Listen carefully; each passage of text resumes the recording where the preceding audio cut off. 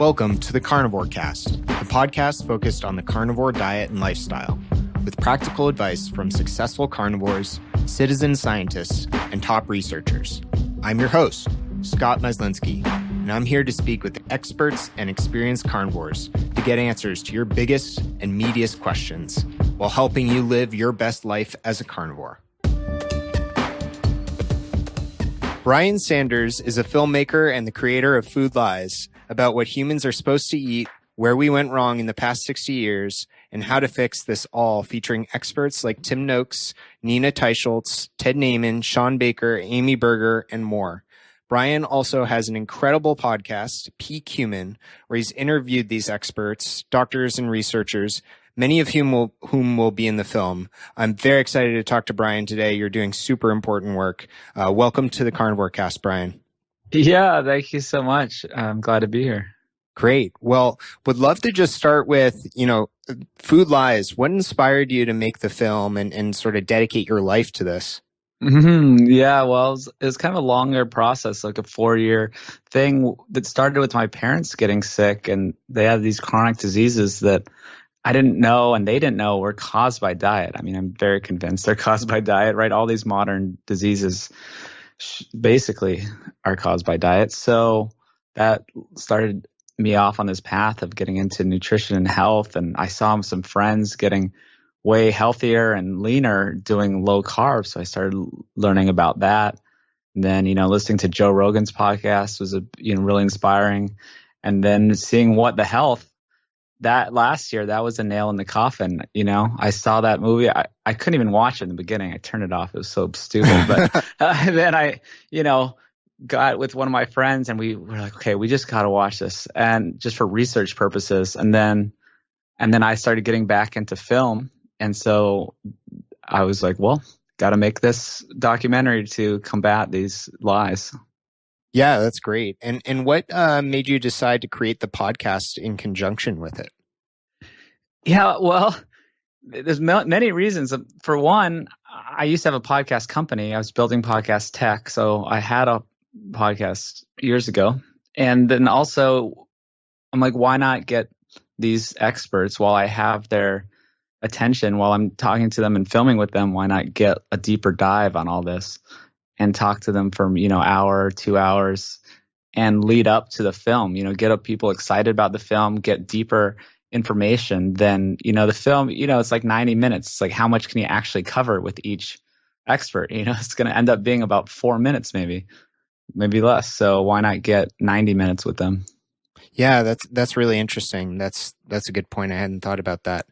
And one thing I wanted to know just before we get further into it is you didn't start off making this film saying, I'm going to make a film about low carb or ketogenic diets, right? Well, it's kind of, it's a little bit different. I kind of started out on a more biased route, and then I realized that there was a bigger story out there, a bigger picture. There's many ways to do things. It's not just low carb isn't the only way to do things. So it's almost the opposite, where I started on sort of this path and I thought that low carb was the only way that the world exists. But then it turned out to be more, doing the research. So the whole point of being a good scientist or researcher is to be open-minded and try to disprove your hypotheses and your opinions. And I actually did that. I watch vegan videos. I tried to understand why these high carb diets work in modern populations and in modern, hunter-gatherers or, throughout history in different geographies and climates. Some people were forced to eat high carb. And so I started to understand more about how nutrition works, or, how all foods work in your body. And then things started to make sense that there's a unifying theory of nutrition that I call it, that things make sense.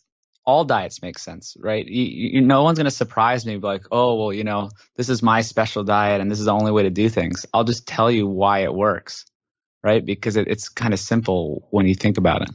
Yeah, that's That's an interesting take and a bit different. But I really respect your intellectual honesty there.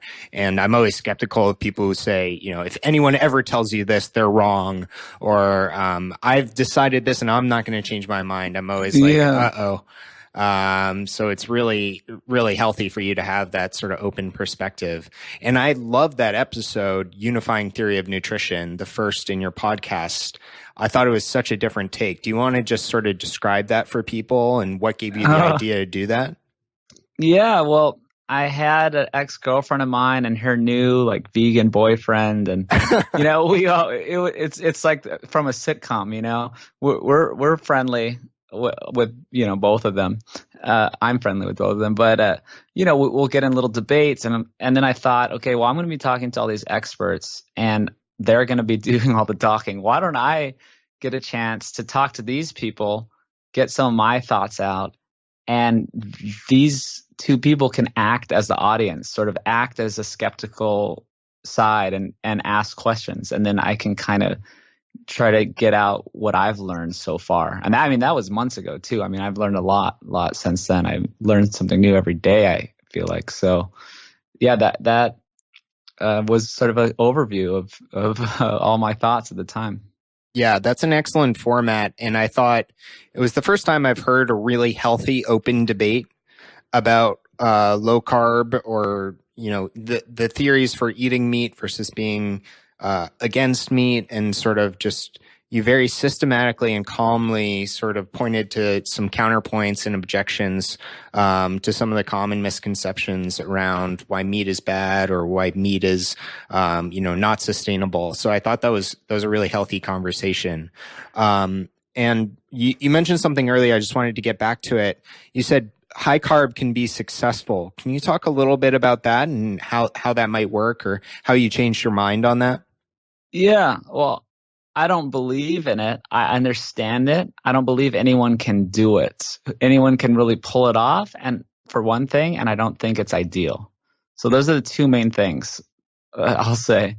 So I know that there's many populations. People love to point to the Catawbans or Simone in Bolivia, or different people in Africa, and they're like, oh, well, they're perfectly healthy. They have no cancer, no this or that.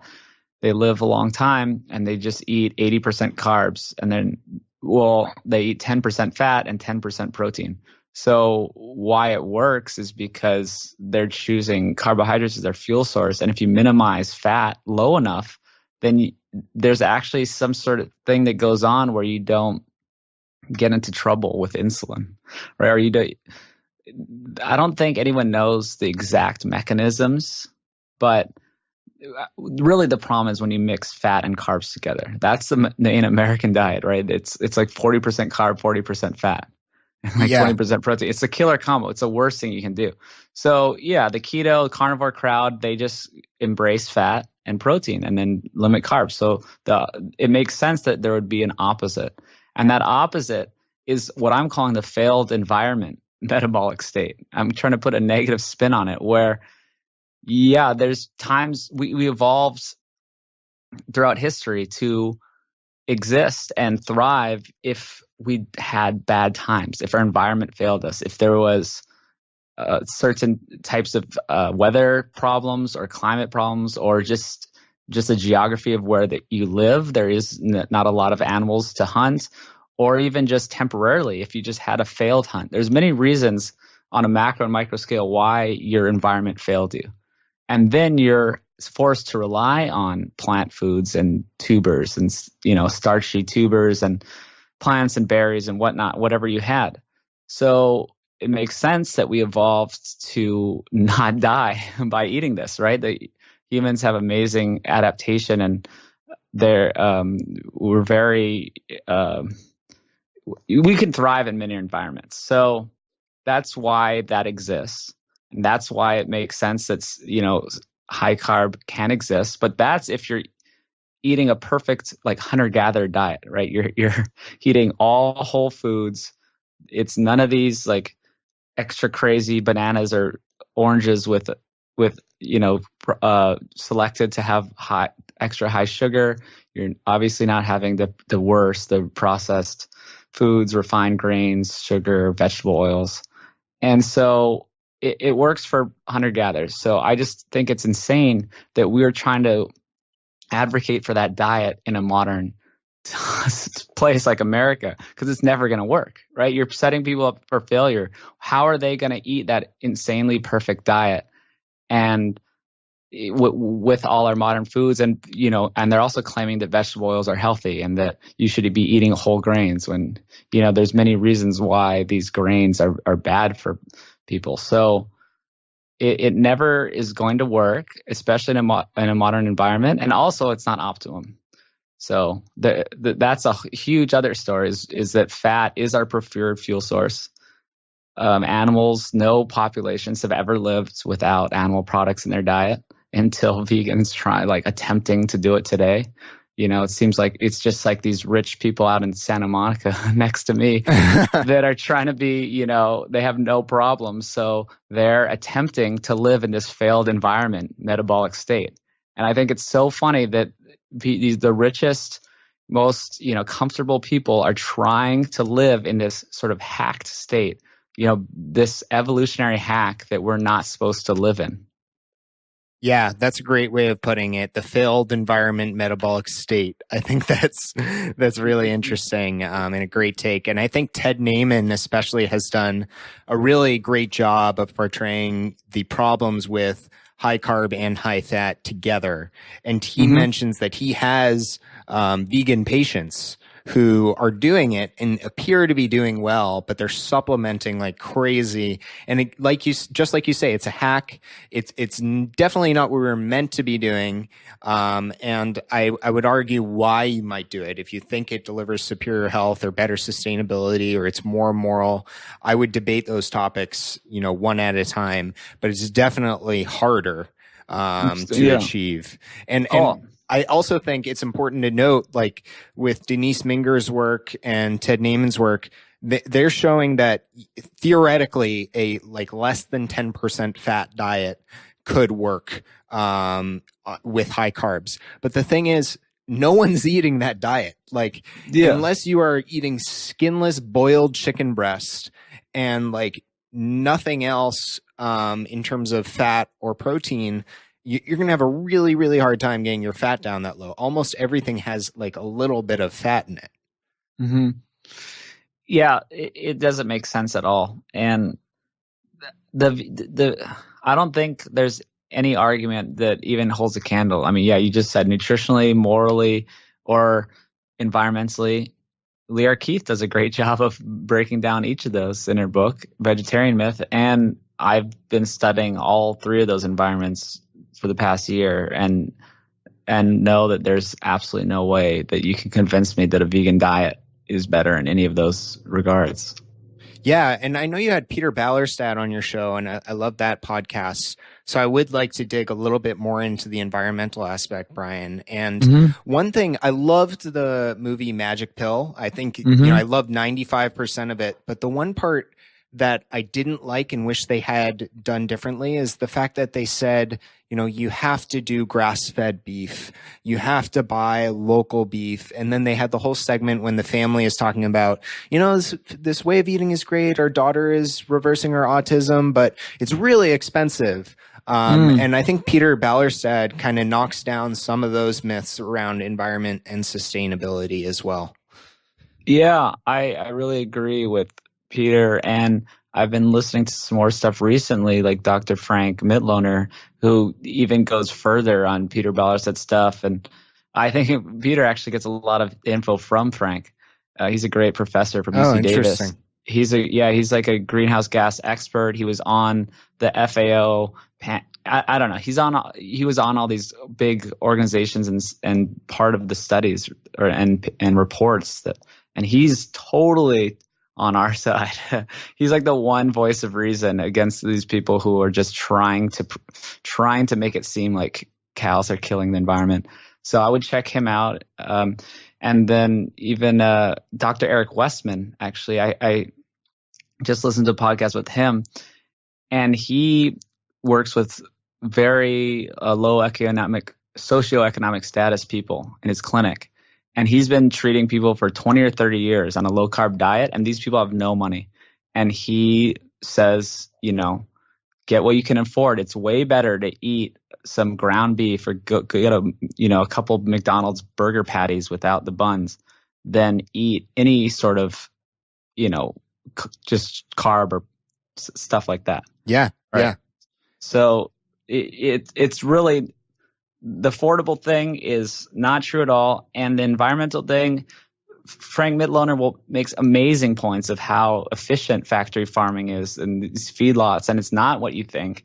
And the animals are very healthy. They're taken care of. They have a vet on site at all times. They're fed. There's a PhD formulating their diet. They're not out on pasture for an extra long time. All animals are on pasture for 2/3 of their life. And, if you grass finish them, that's actually just extending their time out on pasture where they're creating more methane. So you can make arguments that a feedlot is actually better for the environment. So that's a really confusing thing. I go back and forth on which one's better. You can make points either way. And I think, ideally there's a way to keep cows very healthy and happy and mostly on pasture, but just we can't make all our decisions based on if the package says grass fed on it or not. Yeah, I completely agree. And another really interesting mind in the space is Temple Grandin. I don't know if you've dug into her work at all, but she was a woman with Asperger's who I don't know the exact decades it was, but I feel like it was probably around the 50s and 60s. Someone will correct me. It was probably earlier than then. But essentially, she did a lot of work on feedlot systems, making them more efficient and also improving the quality of life for the cows in these systems. And she did things like make curved tunnels leading up to the execution so that the cow couldn't see the cow in front of it killed. And that improved the conditions because cows get really scared when they see that. And she made sure there was a harness to hold the cow still right before it was killed so there weren't any misfirings. And she ended up getting this giant backing by McDonald's to go and fix all of these meat packing places or meat processing facilities, and basically revolutionized the ruminant agriculture industry and the way that animals are processed. So some of her work is really interesting, and the conditions have actually improved a ton thanks to her systems. That's awesome. I actually missed that story. I'm going to look her up, and I'm already planning the second film, and it's going to be more about the environmental stuff and some of the other advanced nutritional topics. And I think that story is really cool for the second film. Yeah, definitely. National Geographic did a great piece on her. So I definitely encourage you to check it out. And I guess, Brian, one thing I wanted to ask you about is you've spent a lot of time getting to know a lot of folks in this space, a lot of the experts, top minds up close. And just, I feel like you have a good pulse on the overall community. What are your impressions of the carnivore, keto, low carb communities? Or do you think we're at risk of becoming dogmatic, or are we already? And how can we keep it positive going forward? That's an interesting question. Yeah, I sometimes think about that. I'm like, am I in an echo chamber? And I try to snap myself out of it and do some checks. And whenever I do those checks, I seem to think that we're fine. That we're actually, everyone in this space, 90% of them are very logical, sound, scientific people that do listen to new evidence, and I haven't heard anything that's really conflicting. Even if I look at the other side and I'll try to listen to some vegan arguments, I've never, had some sort of gotcha moment with anything that I've heard. So there's stuff that's up for debate, and all the people in this community are pretty upfront about that, like grass-fed versus feedlot or microbiome. It's no one claims they know everything about the microbiome, but it's we think this is how it works. So yeah, I think everyone in the community is just really solid, really amazing, generous with their time, really just great people. Yeah, it's been really fun interacting with them. Yeah, that's great and really refreshing to hear. And I also want to make sure we don't isolate people who are trying things for the first time, who have questions, who might be halfway along their journey and not as experienced as others. So I think that's really important to keep sort of this movement in these communities strong. And one thing I like to emphasize a lot. Yeah. I think, yeah. And Brian, just going back to the documentary a little bit, there have been a lot of documentaries over the years. You mentioned What the Health, and a lot of others from the vegan community. There's the Seventh-day Adventists funding a lot of this, a lot of other groups. What are we kind of up against, with regards to sort of documentaries and mass media, around nutrition? Yeah, there's such a huge slant towards the vegan agenda or just a plant-based. I think it started with the Seventh-day Adventists. If you talk to Gary Fettke, he knows a lot about this, and even the 1868, where they just first started demonizing meat, and then that led to Kellogg's, and in the 1918 time period, and all these promoting of grains, and then went to the 50s and 60s when we started thinking that heart disease was caused by meat, and really it was probably all the vegetable oils we started eating and the smoking, right? So it's pretty likely that we started, tons of people smoked, and then we started pushing vegetable oils on tons of people, and all the grains, and that led to all the heart disease. And then we tried to blame it on meat, had some bad science. Then we got into the 60s and 70s with the hippie movement, Diet for a Small Planet and Population Bomb, these books, and everyone thought that the only way to feed the world was with a plant-based diet. Then we got to the 80s with the dietary guidelines. So it's been this long, slow train of momentum of this plant-based agenda, that this is the way to do it, and all the medical professionals have bought into this, and it's so entrenched that it's hard to stop it. So everyone, it just seems a little bit not logical, but I guess I could see how these people think that. It's like, it's just a beautiful plant. What's wrong with them?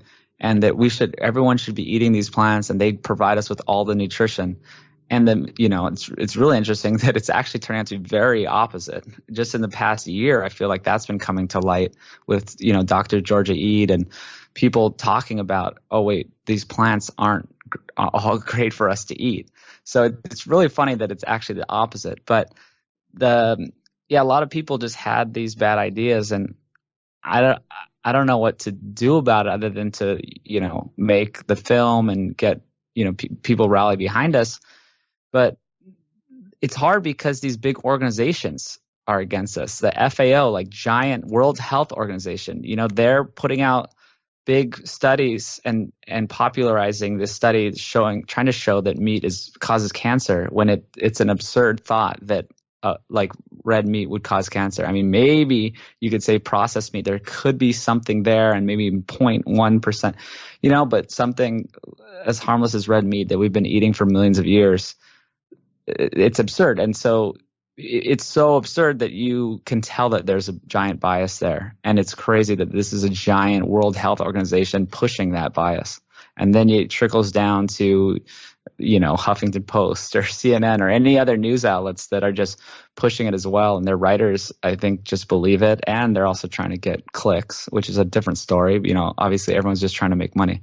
So yeah, we're up against a lot. We're up against food companies. We're up against entire worlds, except for the meat and dairy industry. They're kind of the only people on our side, and then everyone will just point to them. The vegans will try to say, "Oh, well, you're just you're a lobbyist for the meat and dairy industry or something." It's insane. Yeah, I thought it was really funny when people are accusing Shawn Baker of that for a while. Yeah, and even if they were what? Well, so what? Yeah, we need these people support our opinion. I don't even get it. It's this is true. Yes, this is the true, this is facts of life, that meat is good for you. Yeah, yeah.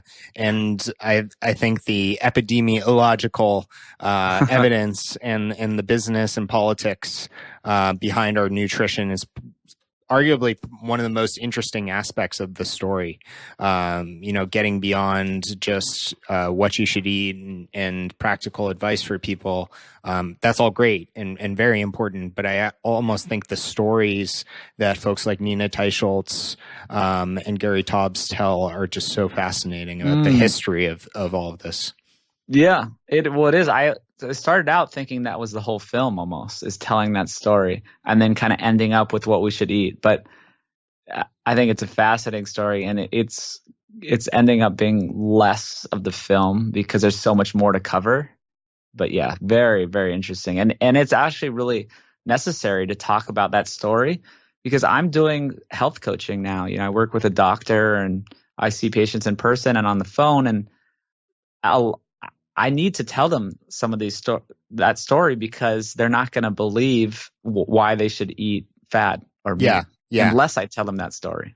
Yeah, they'll say things like sort of this appeal to authority. Oh, why hasn't my doctor told me about this? Why are the medical guidelines or the nutritional guidelines the way they are, et cetera, et cetera. So I think that story is really crucial. And Brian, just switching topics a little bit, you talked about bioavailability, and I loved your podcast with Georgia Ede. I follow all of her work. Funny enough, my parents actually live in the same town she lives in now. But she's fantastic. If folks haven't checked out Diagnosis Diet, her blog, please go look at that. But can you talk a little bit about what you've learned about bioavailability in plants versus meat? Yeah. That's the big thing that vegans have wrong. And I tried to read this vegan book or vegetarian book, Dr. Joel Fuhrman's Eat to Live, and he tries to do like, this is the most nutrient dense foods, and he'll put up like kale and spinach and whatnot, and that's maybe nutrients per calorie. So they try to do these wacky calculations that aren't realistic to how our human body works. And so there's two big problems is, bioavailability. Like maybe you could say that there's this many nutrients in this, but you're not going to get them. And then also you shouldn't be basing it on the calorie, right? You should be basing it on, availability to the body. So,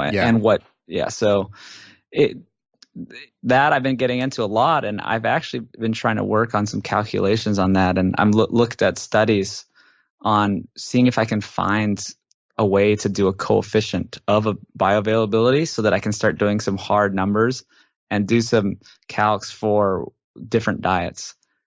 Meaning that, if you eat, so I did a study so far where I took my diet, which is sort of carnivore adjacent, like mostly meats and fish and eggs, and then another, like a whole foods American diet, like a healthy American diet, not like a bogus, like burgers and fries, like a healthy American diet. And I looked just at the nutrient profile of each. I added up all the nutrients in each, just from the USDA data, all the vitamins, minerals, and comparable by calorie diet. And my diet had 16,500 units of micronutrients, whatever you want to call the total of all of it. And the healthy American diet had 2,500 units. Wow. And mine were all bioavailable, and theirs were likely not. Maybe, I've seen studies that look at, so that you take an ileostomy patient, so someone who lost their large intestine or their colon, and you could measure what they ate, and then it comes out in the bag, and then you can measure what's left, right? Because that's the small intestine is where most of all that vitamin and minerals should be absorbed. And it seems like the numbers are around 50 to 60%. Is all you get. And then when it was with animal foods, it was around 95% or more with like meat. So you can actually, this is like kind of the hard data that shows the bioavailability. There's many types of studies, but I like that one. So yeah, I mean, if you want to calculate in your head, I would just use maybe 50, 60% for plants and 95 for animals. And it's pretty shocking when you start to think about that. Yeah, that's a fantastic idea. And I think some of the best research on this has actually been done on protein sources, and availability of protein, um, like from whey or beef protein or whole foods versus, pea protein or hemp protein. So that's really interesting. Yeah. You may want to check out the work of Marty Kendall and his nutrient optimizer. I know generally he just uses sort of standard data, like from food databases, but I know he has tinkered and toyed with bioavailability in some cases. So that might be interesting for you. Yeah, well, I heard of him, but yeah, I haven't looked into him much. Yeah, and you touched on it a little bit, Brian, but I'd love to hear a little bit more about your daily diet. What's sort of an average day of eating look like for you? Yeah, well, I'm sort of an experimenter. I feel like I should be doing these experiments on myself, so I know what I'm talking about, in the film or the podcast or whatever. So, yeah, like today, I just ate a big ribeye with salt and pepper. And, maybe I'll have some eggs and, I don't know, bacon at night. So I've done on and off carnivore. And then I'm also just trying to do the opposite, but still low carb sometimes, where I'll do a sardine salad. Like I cut up a bunch of spinach, some fresh spinach leaves, and then dump a can of sardines on it and, do some balsamic vinegar, maybe some chopped like bell peppers, celery, put some sunflower seeds, sour cream. It's really good. Salt and pepper, and it's really good. So I wanted to try this out of still having nutrient dense foods. So they're all very nutrient dense foods. It's just my volume our weight is a lot more plant foods really.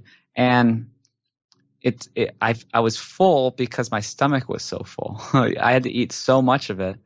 And then and then I was hungry the next day in the morning, if I was eating animal foods, I would not be hungry in the morning the next day.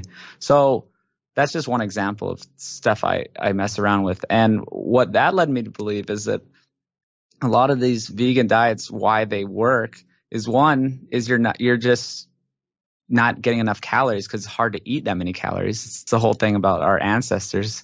They had to eat, 9 hours per day just to support their small brains. And I just talked to a researcher at UCLA that said it's impossible for humans with our size brains to get enough calories. Even if you eat for 24 full hours, you won't get enough on just eating raw plant foods. So one is these vegans are likely just calorie restricting extremely, and two, they're not getting enough protein or nutrients because it's not bioavailable. So yeah, you lose weight and you do okay in the beginning because you're basically on a keto diet because you're calorie restricted, and you're not getting a lot of nutrients. So you kind of are almost on a ketogenic diet, or some people say you are. So yeah, that was sort of a rambling description of some thoughts I've had lately. No, you raised some very interesting points there, on self-experimentation, and I agree. I've thought a lot about sort of fullness versus satiety. Like I don't get the same fiber bloated fullness that sometimes actually feels good. It's not all negative after a meal on carnivore. And I'm still eating a very large volume of food, at least calorie wise, but it doesn't fill you up the same way it would back when I was keto and I was eating sort of giant salads and a lot of vegetables and things like that. And I also like the point you raised about, if you are eating just a ton of vegetables, you could still be in ketosis. And I think there's some interesting, infographics and research out there pointing to the fact that you can achieve ketosis in a lot of different ways, just fasting or calorie restricting or limiting carbs. There's a lot of different ways to do it. So that's an interesting point of view. And building on self-experimentation and sort of this whole multi-year journey you've had, Brian, what are some of the things that have been most surprising to you and what do you feel like you've learned the most about? I know that might be overly simplistic and kind of cliche, but just some things that really surprised you as you were uncovering layers of this whole system and some of the food lies you see out there. Well, yeah, I bought into all the lies up until recently too. So yeah, definitely was surprised that about salt is good for you, that saturated fat is fine, cholesterol doesn't matter, dietary cholesterol doesn't matter. A lot of the basic stuff surprised me, and so it took me a while to like kind of accept it. Even recently, even though I was doing this research, one of my friends that got into it before me would come over and he'd cook like 4 or 5 eggs in like a heap of butter, and I'm just like, what is wrong with this guy? And I already kind of knew some of this stuff, and I still couldn't really accept it, So I think new people, it does take a while. Like, we're in too deep. We kind of understand it and know it, and so it seems fine to us. But new people, it's hard for them to accept this. And then another big surprise to me was, oh man, I just forgot what I was going to say after that little jog I went on. No worries. Yeah. Speaking of jogging, actually, you've had a fair amount of experts on your show who are also experts in the exercise space, in the fitness space. Tim Noakes, wrote The War of Running, and has reversed his positions on a lot of things. Ted Naiman, Shawn Baker, obviously, animal and athlete, and Brett Scher, I believe, does triathlons. Dom D'Agostino, How have you changed your mind on exercise, if at all? What does exercise look like for you currently? Yeah, that's huge too. And also, I just recorded with Luis Villaseñor, who's super buff. If anyone doesn't know who he is, Keto Gains. Yeah, so I need to release that podcast soon. But I've changed so much, and I used to do a ton of cardio and think that that's what you needed to do.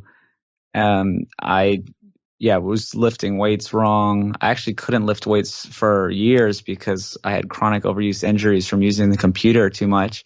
And then those stayed with me for 8 years because I was still eating grains. I was eating a bad diet, I think, and then when I went really low carb a year ago, then it went away. And then I started being able to work out again 6 months ago. So I've actually put on a lot of muscle on, a very low carb diet, which a lot of people think you can't do.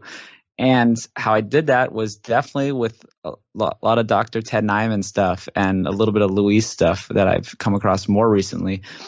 And that's about simple compound movements, going to failure, not doing chronic cardio, and just doing body weight stuff to failure, really. I mean, the simplest way to put it is body weight exercises to failure. That's all you need to know. A sprint, that's a body weight exercise to failure, right? You're using your own body weight and you're sprinting as fast as you can until you can't anymore. Do that 5 times, whatever, 10 times. That's a great workout for a day. And then, you could work out 3 times a week. Maybe do that one day. You could do, like a push-pull day. Just do push-ups, dips, pull-ups, and do them to failure. Don't just be like, oh, I'm going to do 10. And then the next day I'm going to do 10. That's my thing. No. Do 15 and then try to do a 16th. That's where you get the muscle gain from. That's where you get results. That's where you're signaling to your body to get stronger. There's, hormone and stuff going on. There's IGF, a lot of things are happening when you're doing that to failure and pushing your body and doing compound movements that you're using multiple muscle groups. And so, I ended up working out a lot less now. I do these 20-minute workouts, and you can do them like 3-4 times a week, and you're done in 20 minutes. And everyone else in the gym sees you come in, they're there for an hour just dying. I come in for 20 minutes, and I live in this apartment complex with a gym, and I have seen way better results than other people in my gym, and I'm doing 20 minutes. So they're probably pissed at me. Yeah, that's absolutely awesome. And I love high intensity training. I'm a huge fan of Dr. Doug McGuff and a lot of his work on this. And a really good podcast, if you want to learn more about high intensity training, is Corporate Warrior by Lawrence Neal. He's had a lot of guests on there, Drew Bay, James Steele, James Fisher, a lot of the experts in this space with regards to exercise science. But yeah, I find this super fascinating. So like, what was your most recent workout? You know, what exercises did you do? How much rest did you take? You know, do you go to like screaming concentric failure where you try that 16th rep and you get like halfway through it and you keep pushing, or, you know, just give us some of the details. I'm super curious. Oh yeah. Yeah, I mean, I don't always do that, but I try to. It's hard to push yourself. I mean, the whole like no pain, no gain is real, right? You need to have some sort of a effort and push yourself. But I actually got a weight vest recently because I was doing too many pull-ups and dips and squats, and you know. So now I have a weight vest, and I'm just starting with 15 pounds on it. And so I do like a whole body workout day on Monday, which is just pull-ups to failure. Then I do push-ups. Then I go into triceps. So I'm only resting like a minute in between this. So I used to do, I did like 26 pull-ups before I got in a row before the weight vest. So that was just too much. Wow. So now with the weight vest, I'm only doing like 12, then 10, then 9. So if I'll do 3 sets, it's like 12, 10, 9 or something. So yeah, I'll do the pull-ups. Then I'll rest like a minute, go into the push-ups. Sometimes I'll just superset that right into tricep push-ups, then rest for a minute or two. And then I do this full body thing that I love, which is a stiff leg deadlift with dumbbells. So I only use dumbbells. All I'm using is a few dumbbells, a pull-up bar, and then I have a bench and a place to do dips. So that's also what I'm trying to do, is show that Ted Naiman does this. He does it with even less equipment and less time, is that you don't need a bunch of stuff, right? I love that message. And so I'm only using dumbbells. So if you picture a stiff leg dumbbell deadlift, is, you know, you just take the 2 weights and you bend over, your legs are kind of bent, and then you go, you know, you start down your toes and you slowly raise up, pop your hips out. Then do a little clean up to by your shoulders, and then shoulder press them. And then rest them on your shoulders, and then do a squat, then come back up and start again. And you're getting entire body right there in just little 3-part movement, and then just do that to failure. So maybe, you know, 10 times. And then, so that's the 3 exercises. And so you do those 3 exercises, do 3 sets of those, and you're done. And that's basically 20 minutes, and that's your full body workout. So if you're ever not able to work out and you only have 1 day a week, you could do that. Or you could just do that twice a week and be super fit. You know, but then I get into more, you know, I'd like to go beyond just the minimum. So yeah, I mean, I try to do more chest and arms focused day, back and bi focused day, and a legs focused day beyond my full body day. And then I play basketball on Tuesdays for like 2 hours. Right. Yeah. How old are you, Brian? I'm curious. I'm 35. Yeah, you're a very fit guy. Doing well. Obviously, it's working. Got to practice what I preach. Good for you. You make a good spokesperson and role model. Well, really appreciate you coming on today, Brian. This has been excellent. I'm super excited for the film. I funded it, I think, both in the Indiegogo and the Kickstarter stages. Oh, nice. Thank you. I'm just saying that, hoping that someone will get inspired to do it as well. Yeah, well, that's what we need. I actually just started again on Indiegogo because the Kickstarter ended, and I didn't know I couldn't extend it, or there's no option to keep it going. And, you know, as soon as it ended, people were tweeting me, "Oh, I still want a shirt," or "How can I support the film?" So I got it back on Indiegogo. So it's I have new links and all my stuff. So yeah, it'll be easy to find. If you can find Food Lies, you'll find the new Indiegogo. And we have new shirts and some prizes and whatnot. Awesome. Well, I'll put it in the show notes. And where else can folks find out more about you? Yeah, just go to Instagram, food.lies, or Twitter @foodlies.org. That's kind of where I spread the word, keep everyone updated daily. Really, I try to just do one post a day. Actually, today I posted about I want to have people, all these vegans and kind of haters attack me like daily. Not as much as Shawn Baker, but they're there. You're people who are like, oh, what's wrong with carbs? Why do you guys hate carbs so much? And, like, oh, you just gotta have a balanced diet. Like, you guys are so crazy. You're cutting out a whole food group. And I always just say, hey, come talk to me. Like, let's talk on air. And so, if anyone's listening to this and knows any of these people just, think that we're doing it wrong or we have some bad ideas, just let's talk. I'll have a very calm conversation with you. And I was going to put that together into an episode, like a podcast episode of all these different people and, pick out the highlights and put that out on Peak Human. So yeah, that's my podcast, Peak Human. Yeah, I love it. That would be fun to listen to. Well, go check Brian out, folks. Check out Food Lies. Throw him a couple bucks. This film has to get made. And thanks again for your time, Brian. Really appreciate it. Well, yeah, thanks for helping me spread the word. Of course. Have a good one. You too. Thank you for listening to this episode of the Carnivore Cast. If you enjoyed this episode, please review on iTunes. It really helps us out. And share it with a friend. What questions would you like answered, or who would you like to hear from in the carnivore research community? You can find me on Twitter, Instagram, and Facebook at Carnivore Cast, or go to carnivorecast.com. You can also email me at info@carnivorecast.com. I'd love to hear from you. Until next time, keep it carnivore.